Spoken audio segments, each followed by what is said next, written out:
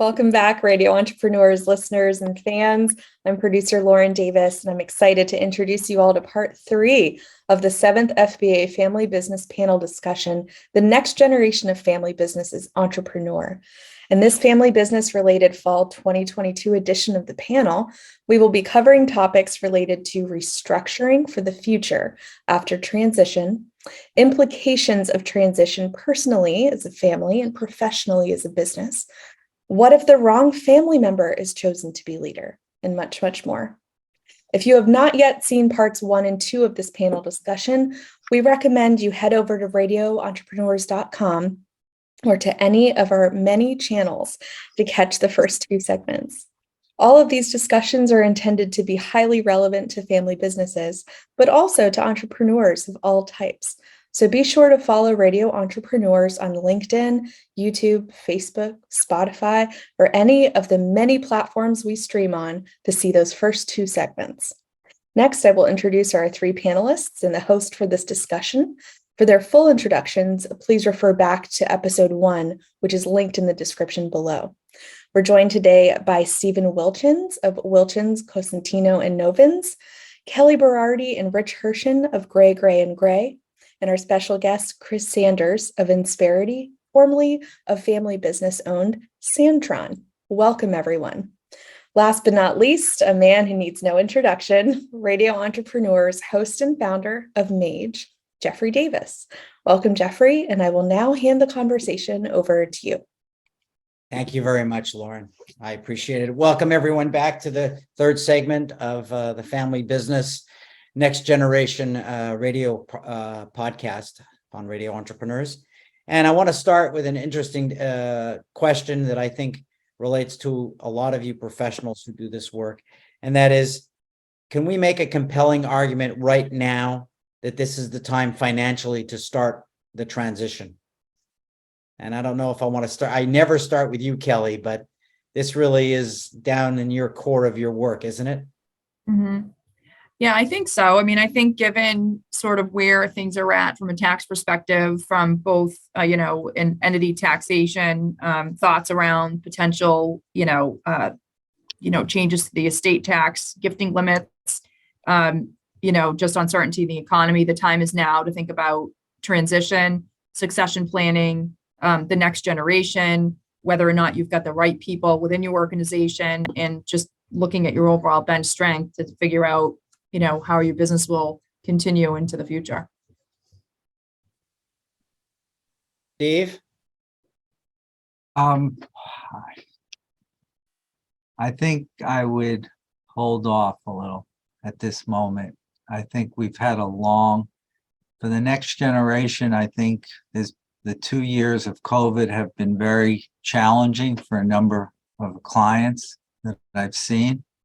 And I would just give it a little more time, but certainly, Kelly has some excellent points and certainly would introduce a number of the topics, but I don't think I'd be pushing at this moment. I think I'd let it settle down a little.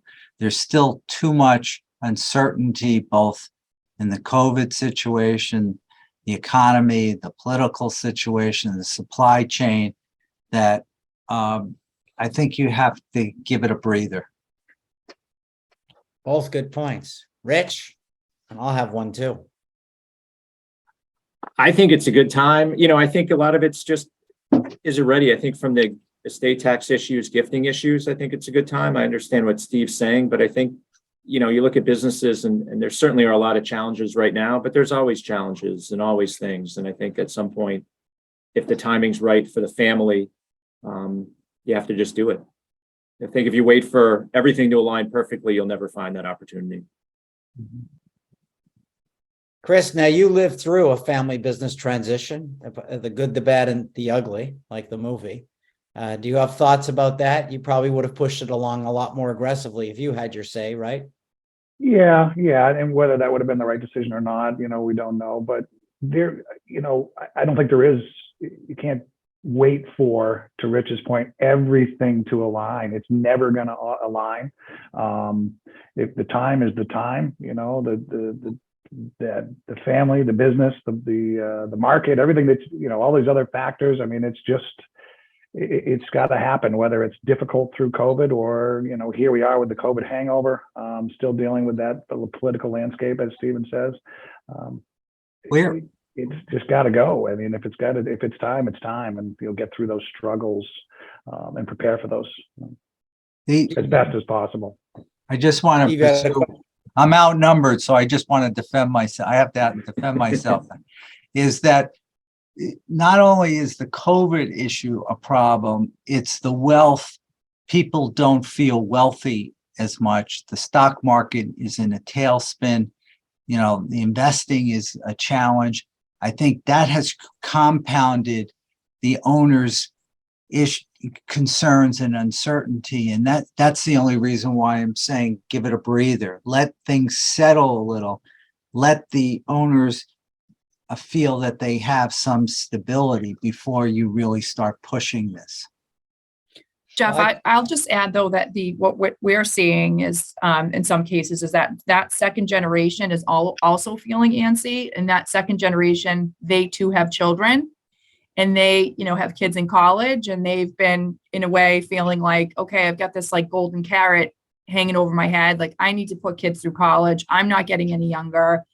My family, they have to figure out what they need to do. I'm either going to be a leader or I'm not going to be a leader. And if I'm not going to be a leader here, then I'm going to leave. And so, they're not forced to stay in the family business. They too are employees, and they have expectations. And it's not just balancing what the parents want. It's also understanding that the younger generation has families and needs that they need to satisfy as well. And so if you're not careful and you don't act quickly enough, you may run the risk of losing that next generation, because you're making them wait too long. I think that's a good point. And it's not that I disagree with anybody, but, a lot of times I'll go into businesses and I'll see people in their 70s and their 80s and their 90s, and they're still running their businesses. And I say, what was your father doing at your age? Mm-hmm. And they'll say, half the time they'll say, well, my father passed away, or my father was retired. And, when I was younger, it was not unusual in my generation for people in their 20s to be running businesses. And so I think the goal line's been moving a lot. And I think the key is to really look at what's best for the business again. And when you have someone who's been running a business for 30, 40 years, sometimes they're not entrepreneurial anymore. They become caretakers. And I think when they become caretakers and they don't have the energy and the passion to continue entrepreneurship, you're leaving the business vulnerable, which is what Kelly's saying. And I think that's the most important thing. You got to take all that personal stuff out of it and say, what's the best place to protect this business? Because in family business, and I always say this to people, it's one shot at the pot of gold. People don't usually get 2 to 3 shots at pots of gold. So if you're only going to get one shot at the pot of gold or one big paycheck always, you got to make sure you do whatever you can to protect that. So that's what I would add to that whole thing. And I see Kelly, I don't know if you wanted to add to that, but. No, I think that's great. I agree. I just want to suggest, though, it's not like a light switch. I mean, there could be a situation where the younger, pick up what Kelly has said about the second generation, which was a good point. But at the same time, are they concerned about leadership, responsibility, more compensation, or is it the ownership of the stock? All of that doesn't happen right away. And I think one could accomplish what the second generation is looking for in stages, if it's talked through properly in the right environment. So I don't think it comes all at once. I think that's right. I mean, it's, we're talking about, is it the right time financially? It may be the right time financially, but maybe it's not the right time for, some of the reasons you suggested. They're not ready to run the business. They don't have the experience or the knowledge or the leadership capabilities. So there's a lot of different things to be looking at there. Right. So here's something that I think is also very common, and it could be a problem, especially with families with loyalties. What if the wrong family business member is picked? What can be done, and how do you build in those safeguards to do that? because I've seen that as well. You know, Stephen, you've asked me questions about certain families, and I've said out of the frying pan into the frying pan. It's just you're trading one problem for a new type of problem. Right. So how do you protect the business in that way? Start a competitive business, leave, and just move over. It's a tough question, really. I mean, in that environment. But I think that's where a board comes in, Jeffrey, and where, you come in, right? Companies such as yours and that provide the services that you provide. And when you have a board and a board starts to sense that that's what's going on, that's where those types of suggestions start coming into play and saying, okay, we need to figure this out. We've got to talk through this. We've got to figure out what the next stages are. And oftentimes it requires an outside third party to sort of bring those conversations to a head. Right. Chris, you've seen some transitions and probably have had your own thoughts about that. Do you want to add to this? Yeah, and I think I just kind of reinforcing what Kelly says, and that is if the company has put those pieces in place, and by that being an outside board, we do have outside objectives. We're removing that emotional decision. I should take over because I'm the oldest. These sort of things that a lot of family businesses are struggling with. If you put those pieces in place, it can certainly aid in making that transition. I would say easier, but it's family, right? So it may be difficult, but at least it's going to be done the right way. I mean, that's going back to old England almost, Steve, with the whole oldest sibling taking over. And, I see a lot of companies with baby boomers where sisters were cut out of certain generations because Exactly. they were the sister. Right. And there's a lifelong resentment. I've seen younger siblings cut out because they were the younger siblings. And, there really is still that tendency on the part of parents to sometimes look towards age as the succession plan.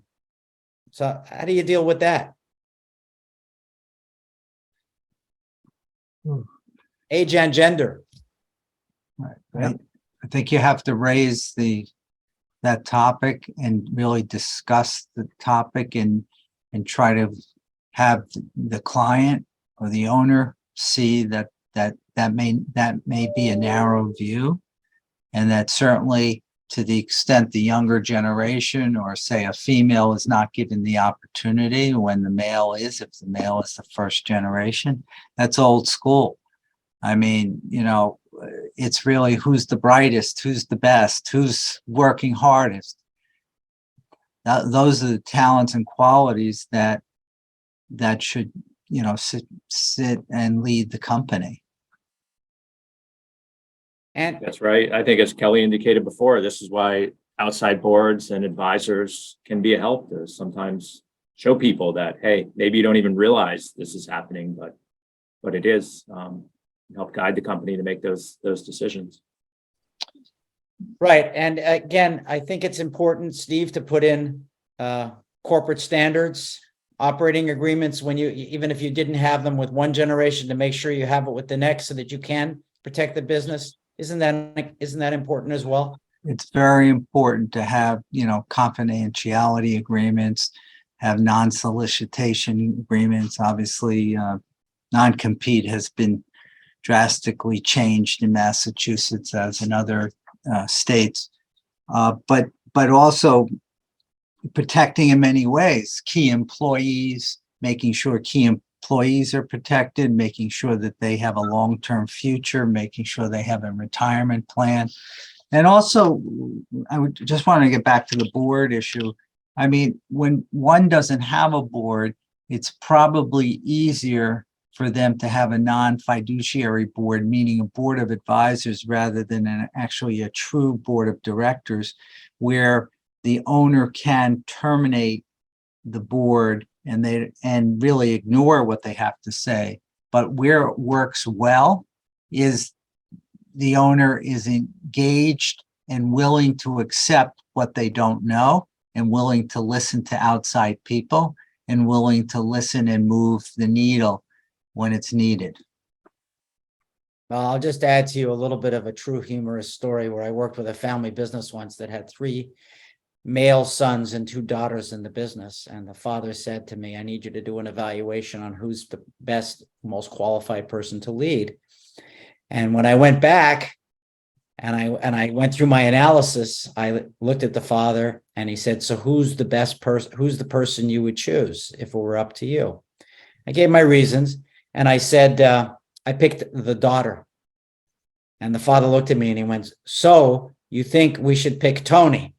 And I looked at him, I went, no, it should be, and I used the daughter's name again. He goes, right. So you're saying it should be Tony, which was the oldest son. And I went, no, it's got to be your daughter. And he went, no, she's my daughter. And I went, no, she's the most qualified. So you have to deal with a lot of predetermined thoughts. I know, Chris, before we go, you have a family that looked at things in terms of age as well, correct? Correct. Yes. You know, that not only there was that male versus female, but hey, oldest, and you know, yeah, there was a lot. There was a lot. Well, I'm going to turn it over to our producer who keeps us all under control, Lauren Davis. Thank you for coming back, Lauren. Thank you, everyone. What an important conversation, restructuring the family business after a transition and preparing for one as well. Some highly useful points were discussed, I think should be relevant for family business owners and regular entrepreneurs, people that are not in family businesses.